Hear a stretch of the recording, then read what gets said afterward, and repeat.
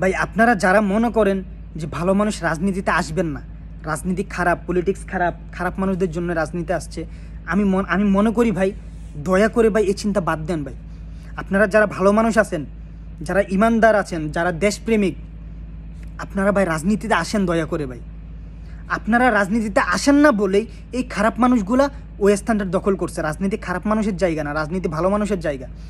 কিন্তু আমরা ভালো মানুষরা রাজনীতি থেকে দূরে থাকি বলেই খারাপ মানুষগুলো রাজনীতির মধ্যে ঢুকে তারা ওইখান থেকে টাকা আত্মসাৎ করতেছে, অন্যায় করতেছে, জুলুম করতেছে, নির্যাতন করতেছে, পুরো দেশটাকে ধ্বংস করে ফেলছে, পুরো জাতিটাকে ধ্বংস করে ফেলছে।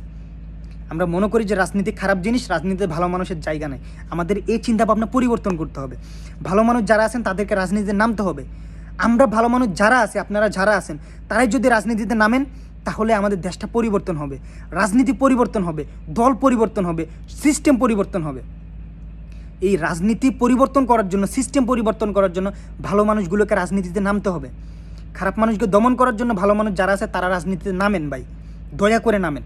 খারাপ মানুষের হাতে এই রাজনীতি, এই দেশ, এই মানুষকে ছাড়ে দিয়েন না।